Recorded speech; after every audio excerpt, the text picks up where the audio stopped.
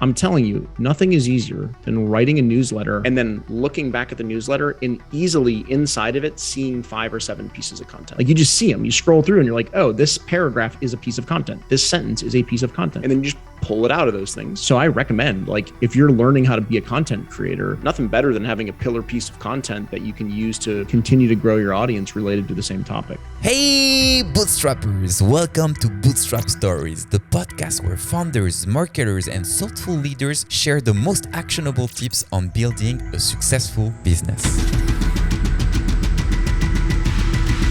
After meeting with hundreds of bootstrappers in the past years, I figured out that we all struggle to grow our businesses. But the truth is that most of us don't know where to ask for help or advice. That's why I decided to start this podcast, to give you all the keys to succeed at every stage of your business. All the tested strategies for solving your struggles and taking your business to a new level. No fluff, no bullshit, only a real talk between friends that help each other succeed. Today, my guest for this episode is Justin Welsh, also known as the King of LinkedIn. Justin, welcome to the Bootstrap Stories. Hey, thank you so much for having me. I appreciate it and appreciate the fun nickname. So thank you.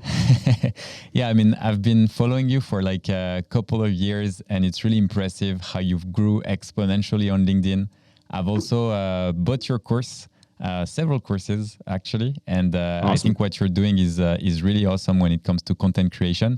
But for people who might have been living under a rock and don't know you, would you mind introducing yourself and tell us a little bit more about what you do? Sure. My name is Justin Welsh, and what I really do is I help people identify, develop, and then monetize skills they already have online. And, I got started in this. My background's a little bit different than maybe other creators. I spent 17 years in the sales world, mostly in SaaS technology. Started at the bottom working as a field salesperson, and then kind of worked my way up into manager, director, and then eventually as a vice president of sales for a company called Patient Pop in Los Angeles. Got my first swing as an executive there, built that business from its very first dollar in revenue up to about 51 million in recurring. Took a sabbatical, came back as the chief revenue officer during COVID, took it to 75 million in recurring. And then for the last really 3.5 years, sort of on and off, outside of that second stint with Patient Pop, I've been creating. Started on LinkedIn back in 2019, just writing my thoughts, and recently moved to Twitter and Instagram. And, I've been building courses and doing coaching and building a private community for the last 3 years. And now I run anywhere from 4 to 5 different revenue streams that support my one-person business. That's really awesome. Can you maybe let us know a bit more about the revenue stream and what the percentage of each? Yeah. I don't know that I can nail the exact percentage, but here's sort of it roughly. It's roughly 75% digital courses. So I have 2 flagship courses, the operating system, which teaches people how to use LinkedIn to grow an audience in business. And then the content operating system, which is basically a primer on developing a scalable system for creating content, high quality content, at scale. That makes between 70 to 75% of my revenue. Really, I work towards that passive stream of courses. Outside of that, I do some advising for early stage SaaS companies. So that's probably 6 to 8% of my revenue. I do coaching, which is probably roughly 4 or 5% of my revenue. And coaching is for creators.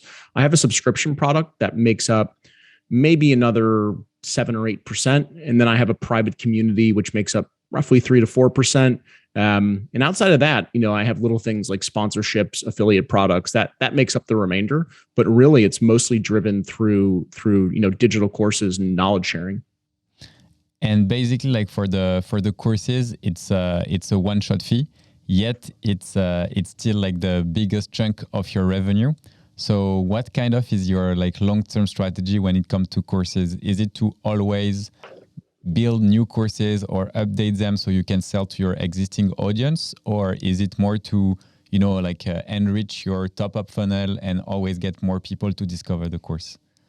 It's probably a little bit of both. I think what I ultimately want to end up at, I don't really have a 5 or 10 year plan. I kind of like to, just do things as they feel right for me. I think that makes it more interesting. But if I were to guess at what my plan is, it's probably continuing to expand top of funnel so that I can get more customers for my current courses, because the feedback on my courses is exceptional. And so I want to expose those courses to more people. So that's sort of one plan. The second plan is I'd like to continue to add courses. I have an operating system for LinkedIn, which helped me go from 0 to 233,000 followers. I've recently, grown on Twitter from 4,000 to 100 and almost 30,000 in about 6 months. I'd love to put together something small that showed people how I did that. I'm also really interested in doing cohort-based coaching programs. So, courses are really fun and they're small and they help you do something really specific really well. But ultimately, my goal is to help people build their first online business. That's what I really want to do.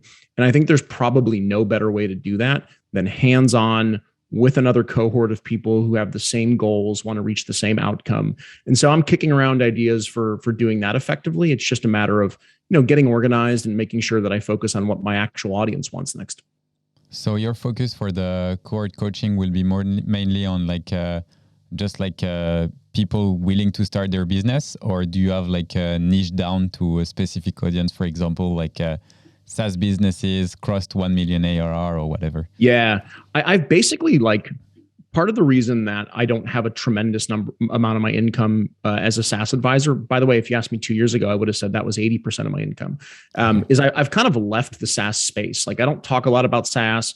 I'm not really super interested in building SaaS, companies or platforms. What I'm really interested in doing is helping, people who have a full-time job right now identify the skills that they may not be aware that they have already, because we all have knowledge blindness, really develop those skills and then learn to monetize those skills online outside of the 9 to 5 workplace. That's what I want to do. So, a lot of that is creating digital courses, building coaching and consulting businesses, building private communities, all the things that I've done to actually exit the SaaS world and get away from that sort of corporate 9 to 5. That's what I'm really passionate about. And that's why I want to aim in that direction. No, that's really cool. And right now, what is your funnel when it comes to really going from converting your audience towards having them as either in your community, paying a recurring fee, or potentially buying your course? Yeah, it's pretty simple. So if you read my content, I'm really against overcomplication. So you're not going to see a lot of tremendously complicated funnels or anything like that, because that's not generally how I buy things. So I usually design my business around the way that I like to buy, and I think it works. So here's sort of how it goes today. I think at the top of the creator funnel, there's getting discovered. So I think you got to create noise, right? You got to go out and you got to make people aware of who you are, who you help, and what you help them do. That's sort of number one. The second part is generally trust. And trust is usually developed by showing how you think at a deeper level, by pulling back the curtain on how you think and how your brain works. That's usually through a newsletter or a podcast or a YouTube channel, something where there is longer form content. After trust is relationships. That's usually getting involved in a private community where you can really have one-on-one time, where you can talk in real time. And then next up is monetization. So here's how I generally leverage that creator funnel to build really a customer base, right? I create content twice daily, every day on both LinkedIn and Twitter, always aimed at my ICP, always aimed at people who want to build a side project, build a side hustle, build something online. I don't talk about really anything outside of that. And my whole goal is to get them as a subscriber to my newsletter, which has about 30,000 subscribers. I launched it roughly 4 months ago. I want them to read that. I want them to get value out of that. And I want them to make a choice at the end of reading one of my newsletters. Either they've read enough and they feel a deep enough trust where they can purchase one of my courses, which, by the way, are affordable. And I make them that way intentionally so they can, pull that trigger, impulse buy pricing, or join my private community where they can deepen the relationship with me and eventually, buy products which are helpful to them.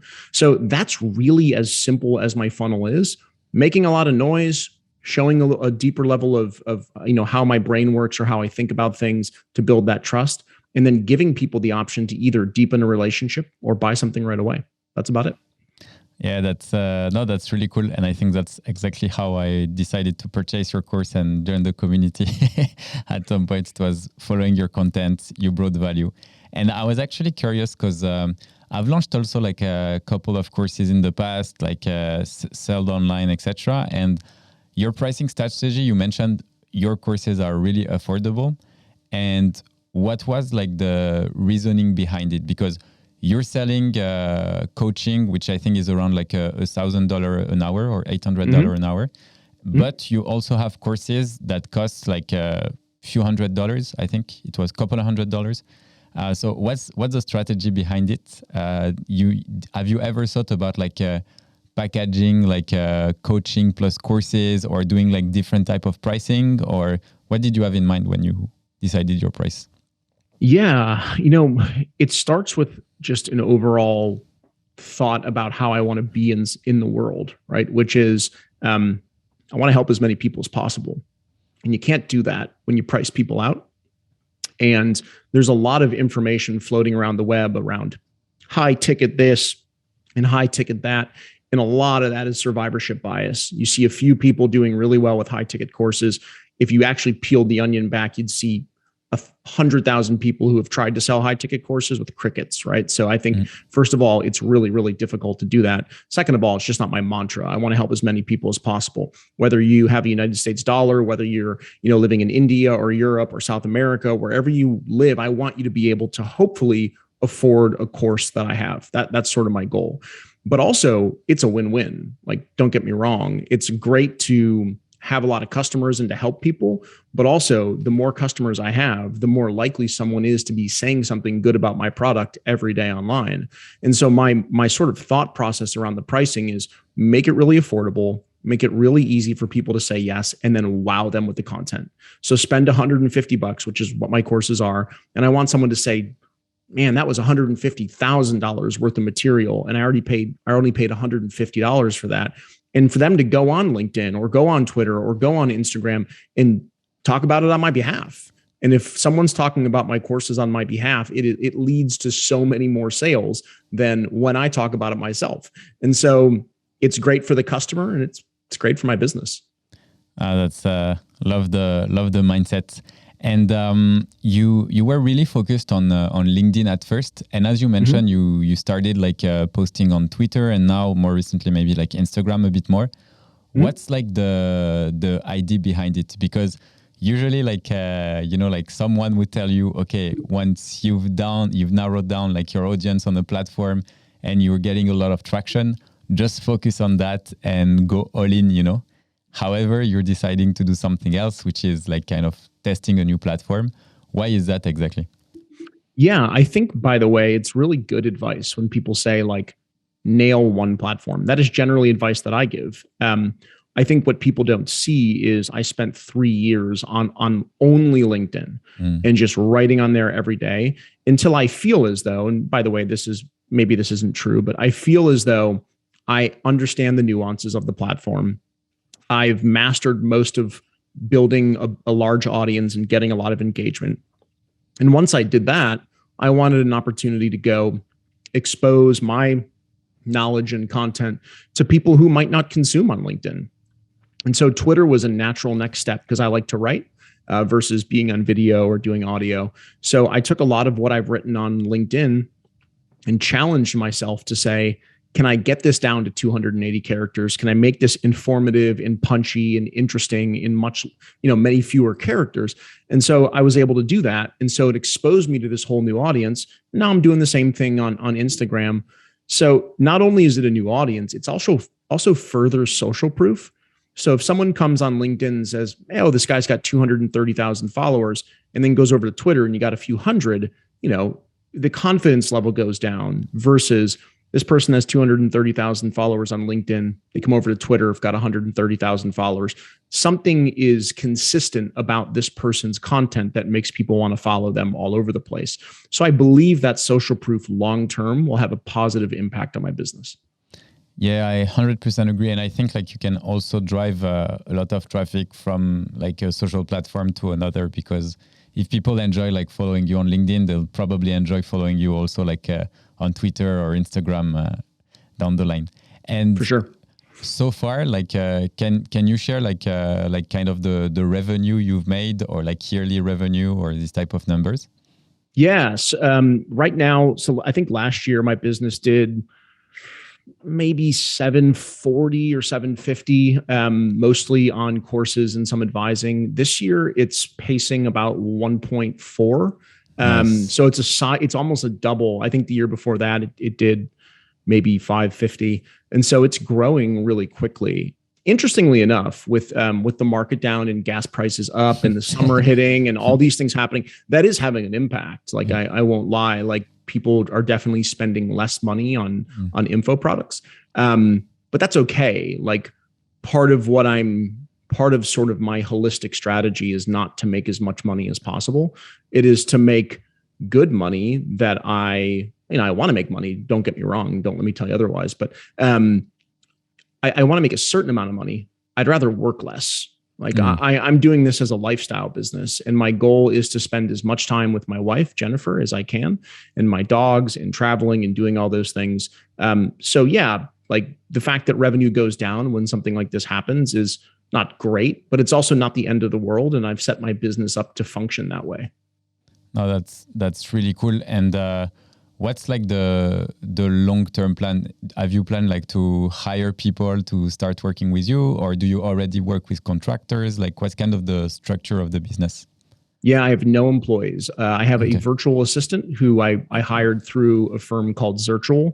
So like she gives me 24 hours of work a month through Zirtual. So she's a contract assistant, and she handles emails and receipts and invoices and random questions about how people log into my website and things like that. But I'm a one-person show. I mean, my wife supports the hell out of my business, and she does things like write some emails for the community and things like that.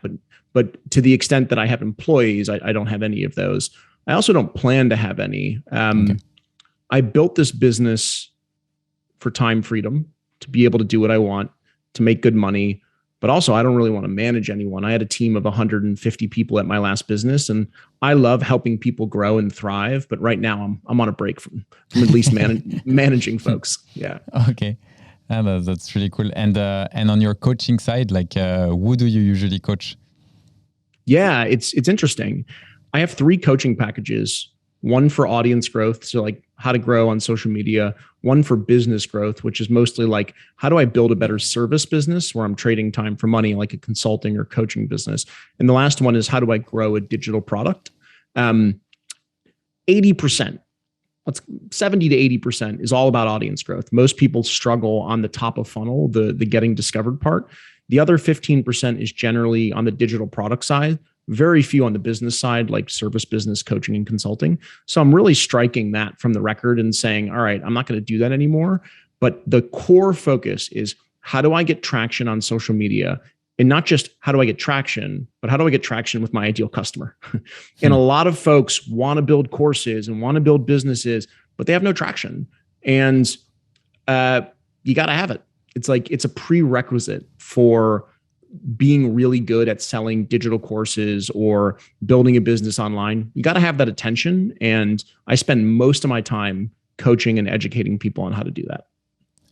And you mentioned, because like you talk a lot about audience building and helping people on building their audience. And I think you're like obviously the perfect example of someone who started on LinkedIn and grew like his audience to more than 200K followers.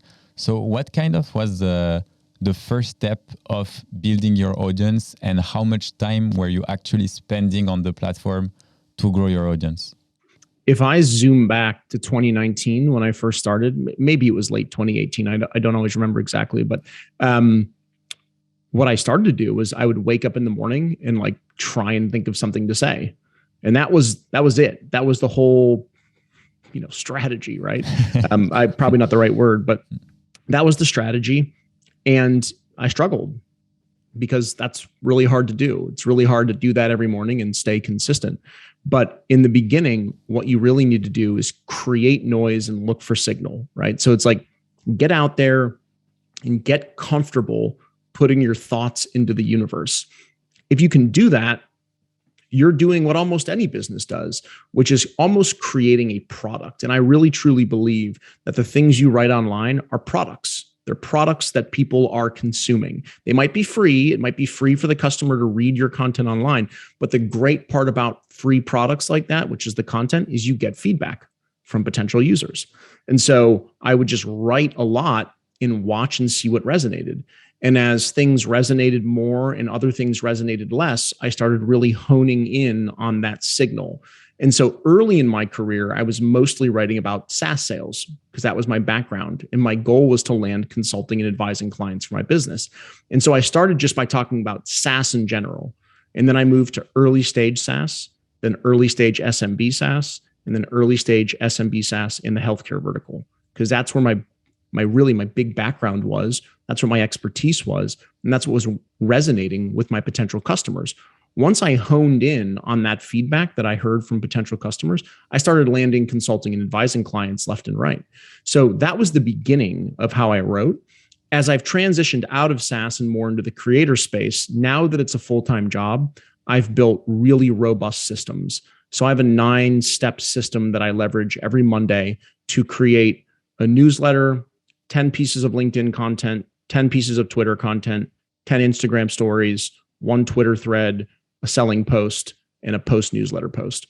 And so I do it all in one day based on a variety of systems that I have in place. That's really impressive. And how exactly, how does the system kind of look like to create so much content in such little time? Yeah, I'll kind of walk you through it. So the first step for me is idea capture. So it's all about just what are the possible things that I can write about. My Saturday newsletter is really practical and tactical. You're going to learn how to grow your audience or business every Saturday in less than 4 minutes. So my newsletter is all how-tos. It's never observational. It's never nebulous. It's just, here's how to do something. And so I start by every Monday doing some idea capture. And by the way, idea capture happens throughout the week using my Notion app. If I think of something, I toss it into the app, and I have this ever-long running document essentially of ideas. Once I have an idea, or a significant number of ideas, I select one on Monday morning and I start doing research. And research just comes through finding tweets, quotes, books, articles, things that support what I'm saying. I can talk about how I do things, but it's great when you can also shine the light on somebody on Twitter or somebody on LinkedIn. That's how you build relationships. So I love incorporating research as step 2. Step 3 for me is really putting the idea and the research into a short, less than 4-minute newsletter. And I have a template for writing my newsletter that I use every week. And so you know what you're going to get from me. I'm going to present a problem. I'm going to tell you why most people don't solve it. And then I'm going to show you how to solve it. That is my template every week. And that's really step 3. Step 4 is short. It's editing. I ask myself 4 questions and I push my newsletter through the lens of those 4 questions to make sure that I have a very well edited newsletter. Step 5 is my pre-newsletter call to action. So on Friday, I'm going to call everyone to action to say, hey, if you don't subscribe, you're going to miss tomorrow's issue. So I write that post out. That goes to both LinkedIn and Twitter on Friday. Step 6 is the post newsletter call to action. So the newsletter comes out on Saturday. And then every Sunday, I do a post newsletter call to action, which is, hey, this is what you missed yesterday, and here's why you shouldn't miss it again. So again, trying to accrue or acquire those subscribers on a Sunday. Step 7 is I take that newsletter and I push it through a different lens. I push it through the lens of additional content. So I'll reread the newsletter, look at the idea and say, number 1, what are observations that I have? Number 2, what's a commonly held belief about something that I wrote about that is wrong, a contrarian take? Number 3, what are some tools or books or newsletters or tweets about this? So I create a listicle. Number 4, why does this happen very often? I'll create a teardown or an analysis. Number 5, how will this change in the future? So I create a present versus future piece of content. And then number 6, what's a story that I can tell about my life that's related to this particular topic? And that story is generally put into 5 parts: pain and attention, agitation, intrigue, positive future, and solution. So by the time I'm done going through that, I have 6 pieces of LinkedIn content, 6 Twitter content, and sometimes I'll write 2 of each. So I usually end up with 10. Once I'm done with that, I go back up, I take the newsletter, I turn it into a Twitter thread. copy, paste, separate it, get it into 280 character increments, and store it into Hype Fury for 12 weeks out. And then step 9 is I push it through a publishing system. So I have each piece of content that I just talked about gets distributed into the future so that I can call people back to the newsletter at any time, which builds that trust I talked about earlier and creates that funnel for buying one of my courses. That's the 9 steps. Wow, that's really awesome, and I love how organized you are. You mentioned that you were at some point, once you wrote the newsletter, you ask yourself 4 questions regarding the newsletter itself. Like, what are usually like the question you ask yourself to know whether or not the content was great? Generally some pretty simple ones. Like the most simple ones are, have I added appropriate visuals, things that are eye-catching that support what I'm saying? Number 2, have I added relevant links? So if I'm sharing somebody else's work or a tweet thread or something somebody else has said, I always want to give them credit. I always want to make sure I'm linking to those things, including linking to my own content, internal links on my website, so on and so forth. The sort of ones I ask myself to make sure I'm on target is, are my sentences concise? Is my grammar correct? Is each sentence really easy to understand? Do I stick to the main topic? Do I reduce sort of going on these really long, boring tangents? And then ultimately, do I deliver what's promised in the headline? So if I say I'm going to teach you how to do something, when I read through the newsletter, can I 100% confidently say that I did that? And so those are the pretty simple questions that I push through editing. No, that's awesome. And at some point, you were mentioning that you have this on multiple platforms, and it's basically like one topic per week that you're gonna kind of like split under different angles. Is it really like something that you're gonna push through only one week, or do you sometimes like mix up between different weeks, different topics? Not sure if it was clear. Yeah, it was clear. I mix it up. So. Okay. I think it's boring to say, on Monday through Friday, I'm going to talk about one topic, and then the newsletter is going to be that topic on Saturday. So generally, I'll produce the newsletter on a Saturday. And again, I'll produce 10 pieces of content off of that newsletter, and I'll stagger those over the next 10 weeks. And the really cool thing is, because I've already created a newsletter, and because the newsletter is really tactical and practical, they're almost like free guides. And so if you look over the next 10 weeks, there is one piece of content, at least once per week over 10 weeks, that will be related to a previous newsletter issue that I've written at some point. Because of that, when I write on LinkedIn or Twitter, I can say at the end of each piece of content, if this particular topic is interesting to you, I've written a longer form guide to this. Find it in the comments, check out this link, find it in my profile. And that brings people to my website, which is now I have a captive audience. The likelihood they do something else is really high. Subscribe to my newsletter, gain trust in my expertise, buy a course, book a coaching call, any number of actions that I generally can't get them to do when we're just playing on social media or in the email inbox. And so my intention is to constantly expose my content and knowledge, but inside of, the captivity of my website. That's impressive, like the way you have been like structuring all of that. And I've got 2 questions, one about your newsletter and the call to action, which I will ask a little bit later. But the first one is, you've mentioned that obviously like every content creator, to get ideas, sometimes you're gonna be on social media, someone's gonna post about something, or you're gonna do a research phase, and you're gonna be able to basically like gather ideas from a lot of interesting people and make it your own to write your own posts. You also mentioned that you try to give credit as much as possible to things or quotes or things you will take from other like creators. What is kind of like the balance between, okay, this content has been inspiring me, yes, but I mean, I'm creating my own, so I don't have to kind of like credit them. Okay, I really need to quote that person because this is very close to what they were saying, basically.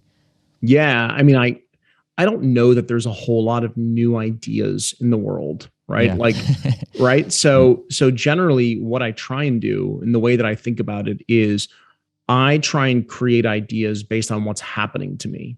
So like, for example, I had somebody ask me the other day, how did you make your first dollar online? And I thought, well, shit, that's a great newsletter topic. Like, that's an awesome newsletter topic. Not how I made mine, but like, how might I do it if I were starting today?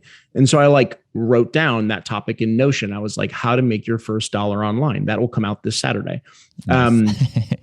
And I can write about my process or how I might think about it, but there's so many other people who inside of that process have said something much smarter than I could say it, or much better than I could say it. So as I'm writing out my process, so for example, let's say I was talking about step one, you got to figure out what skills you have that you've, identified and developed. Well, I can tell you how I might go about doing that, but I'm also going to go out into Twitter and to Google and start searching for, is there someone else who's explained this 10 times better than I could possibly explain it?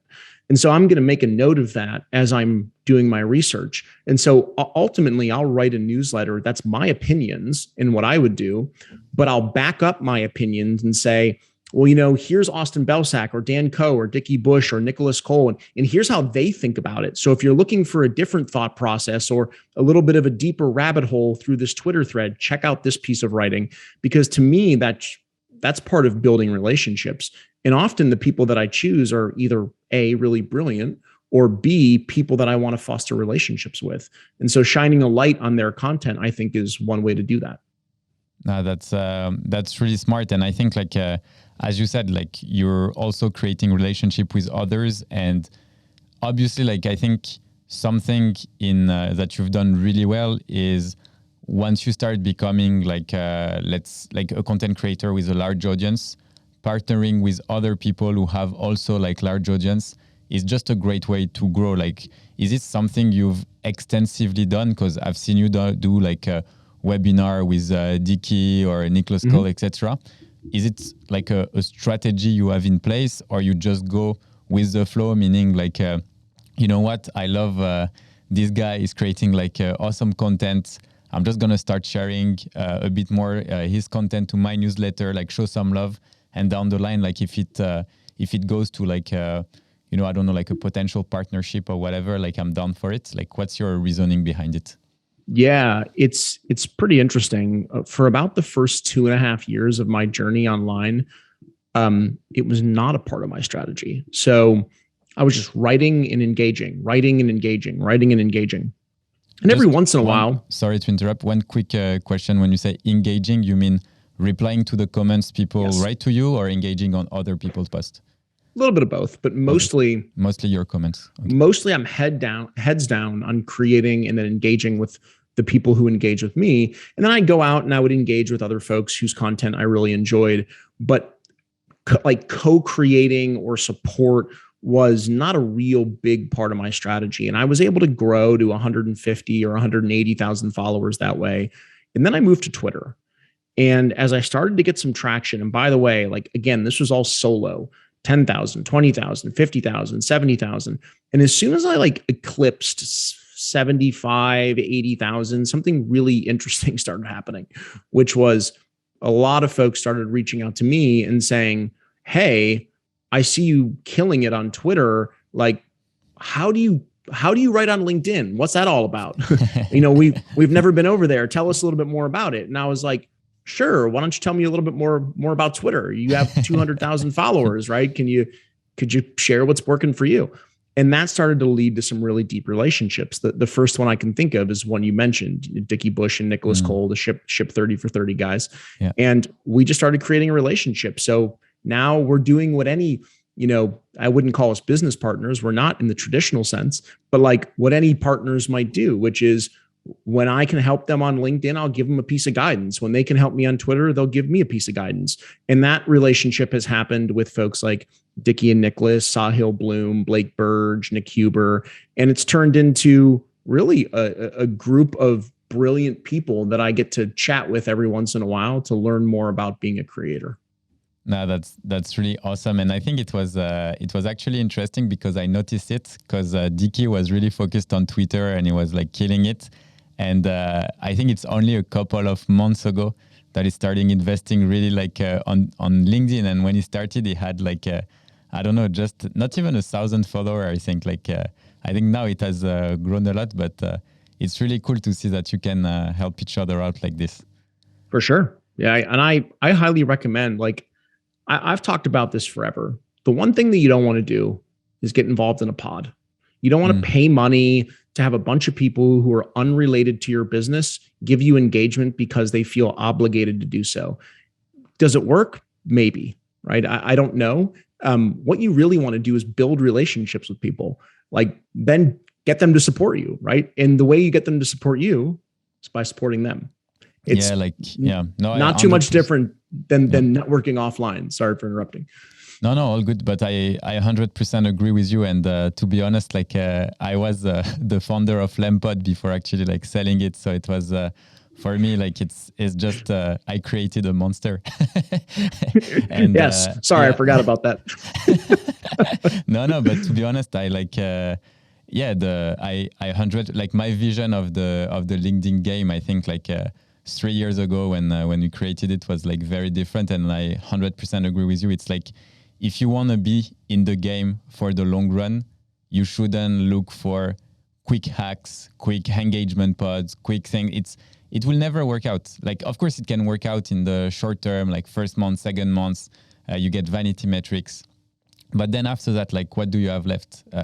True relationship takes time, and I think like the way you're doing it and the way you've built your audience is really impressive. And I want to go back, to this part of your funnel where on Friday you have this call to action to actually have people join your newsletter. Then the same on Sunday for people who might have like missed it to talk about the issue from Saturday. And I'm actually like curious because you mentioned your newsletter. You started it 6 months ago or something, 5 months ago? 4 to 6. I can't actually remember, to be honest. Do you regret starting it like so late versus from when you actually started to create content online? For sure. Okay. Yeah, for sure. Yeah. I think I just crossed 30,000 subscribers today, or it might end up being tonight or tomorrow. But thank you so much. But I could have had 100,000 subscribers or more by now. And so, I didn't do it. So the best thing you can do it when you didn't do it back in the day is to do it as soon as you now. Right. That's right. And I decided to make that choice. And, I had tried in the past and I had not been very good at staying consistent. And it's because I just didn't have a system. And so once I had a system, it became game over. It was so much easier.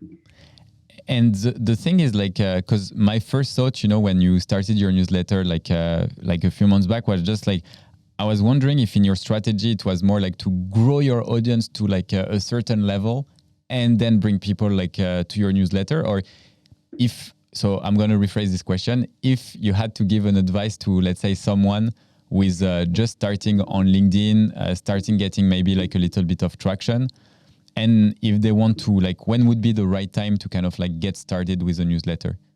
I think anytime. Anytime. Like I think, to the extent that it doesn't keep you from continuing to grow your audience. And that's why I think about having an interrelated system. It's why I believe if you need a piece of pillar content, like Gary Vaynerchuk always says. And me, since I don't do a podcast and I don't do YouTube, my pillar is the newsletter. And I'm telling you, nothing is easier than writing a newsletter and then looking back at the newsletter and easily inside of it, seeing 5 or 7 pieces of content. Like you just see them, you scroll through and you're like, oh, this paragraph is a piece of content. This sentence is a piece of content. And then you just pull it out of those things. And so I recommend, like, if you're learning how to be a content creator, nothing better than having a pillar piece of content that you can use to continue to grow your audience related to the same topic.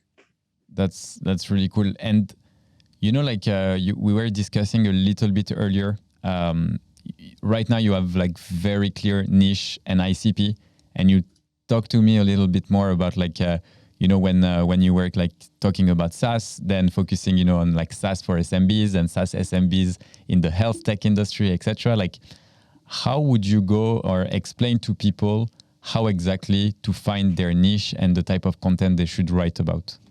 Yeah, I don't necessarily know that you find your niche. And this is, I try and write about this often, but like, it's hard to find your niche. I sort of feel like your niche finds you, sort of.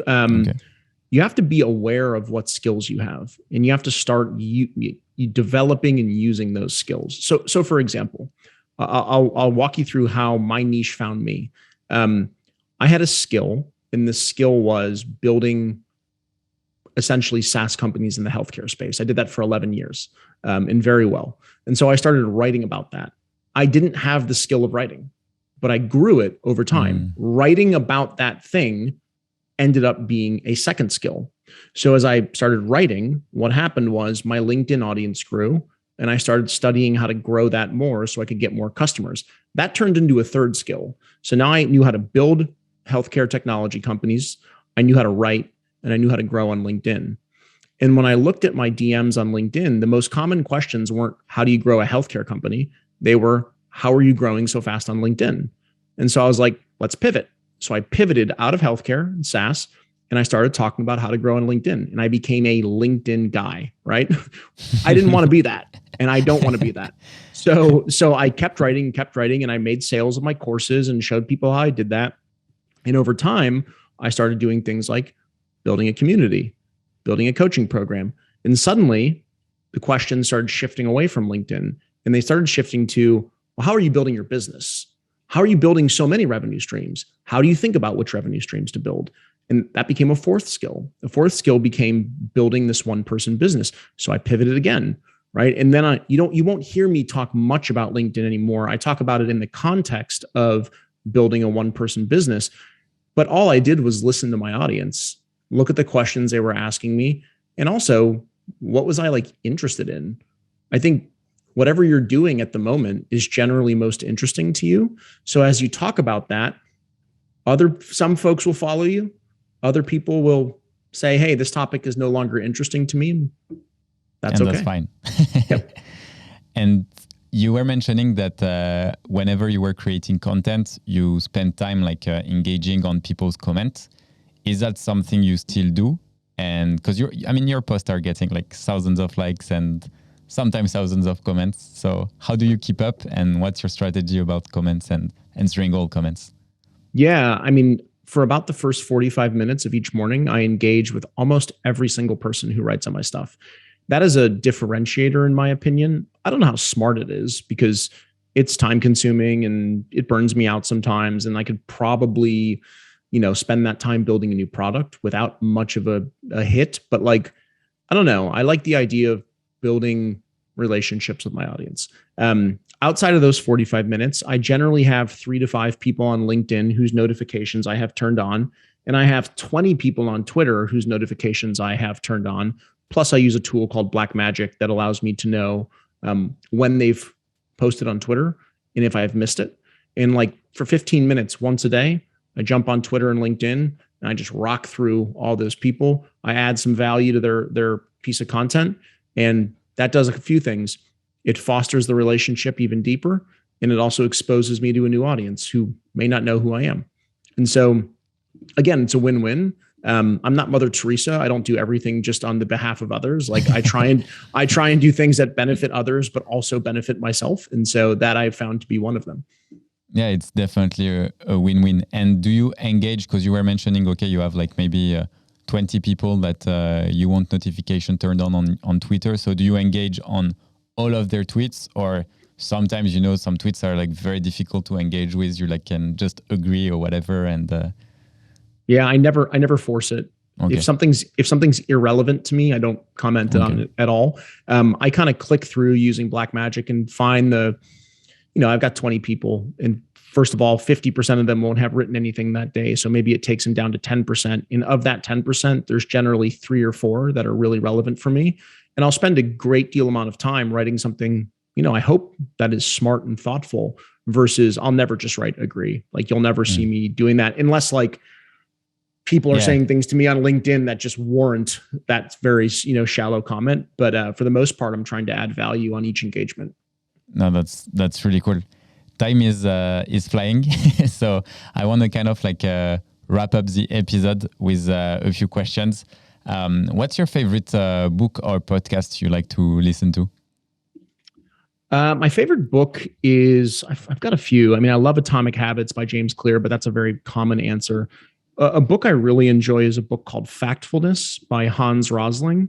And essentially the takeaway is in this world today, it feels like everything is falling apart. Political strife, wars, climate change, COVID. It feels like the world is getting worse. Objectively, it is getting better from a data perspective on the things that are most important. It's getting better. And Hans Rosling, he's deceased now, but he lays out a very compelling argument for why the world is getting better. So I love that. I don't listen to very many podcasts, and I think people find that to be surprising. But the only time I have a chance to listen to things is when I'm driving or working out, and I generally prefer music. Nice. So like maybe every once in a while I'll catch a Tim Ferriss something, or I'll listen if one of my friends has been on a podcast as a guest. And in a very vain way, I'll listen to myself to make sure I didn't say anything stupid. So I do that every once in a while just to say, like, did everything that I say make sense? But yeah, that's generally how I think about it. Really cool. And who's your favorite content creator at the moment? Harry Mack. Okay, can you explain why? Yeah, Harry Mack is a freestyle rapper on YouTube. I love him. Yeah. Yeah, I love Harry Mack. And the reason why is, number one, I like hip hop. I love hip hop. Number two, and the biggest reason, is I just feel as though across every medium in the world, he is operating at the highest level. And I very much am in awe of the way that he operates.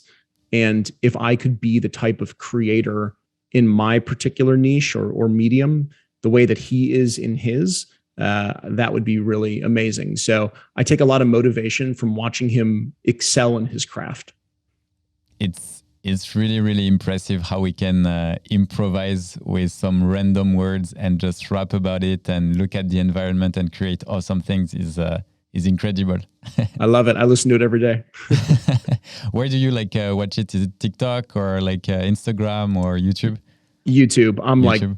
Okay. I know this sounds funny, but I'm in my 40s, which is not old by any means, but I don't understand TikTok, or I don't really know how to watch something on Instagram all that well. So I just go to YouTube. Okay. I love YouTube too. I still listen to music on YouTube, which everyone made fun of, but I still like it. Nice. And what's the favorite thing you do to kind of regain energy during tough times? Yeah, a couple things. I generally, when it's not the summer in Nashville, which is where I live right now, my wife and I will go on a 5 or 6 mile walk each morning when the weather's nice. And that's a really great time to be off technology, talking with each other, deepening our relationship, but also it's when great ideas pop up. So that's one thing I love to do. When it's summer and hot, I go to the YMCA and I swim, I lift, I use the elliptical machine. I try and do things that generate a lot of effort, early in the morning, so that the rest of the day seems pretty easy. And then lastly, we travel a lot. So I think we're chatting before the podcast started, but we travel Europe often. We travel Central America very frequently. We're in Mexico very, very often. And so we love to travel and eat good food and drink good wine. And, we've got no kids, so that's sort of our escape, I guess. Enjoying life. Trying. Yeah. That's really cool. To kind of round up this episode, where, to be honest, you've brought us some value bombs and tons of really awesome insights. Where can people learn more from you and follow you and subscribe to your newsletter? Yep. My website is Justin Welsh. That's WELSH.me, justinwelsh.me. And they can subscribe to my newsletter. It's called The Saturday Solopreneur. And every Saturday morning, you will get one actionable tip for growing your audience and business that you can always read in less than 4 minutes, guaranteed. And I can vouch for it. It's really good. Thank you. I read it on Sunday, to be honest, but it arrives on Saturday. I appreciate it. I appreciate that, man. Well, Justin, thanks a lot for being awesome, and have an amazing day. Thanks so much for having me. I appreciate it. Thank you for listening to the Bootstrap Stories, the only podcast where bootstrap entrepreneurs share their journey in all transparency. If you enjoyed this episode, don't hesitate to leave us a review And in case you want to see the interview, all episodes are live on the YouTube channel. Check out the link in the description and hit subscribe if you haven't already. Have an amazing day and make sure to also join us in our amazing Bootstrap community where we all helped each other to become successful and grow a profitable business. Take care and talk to you soon.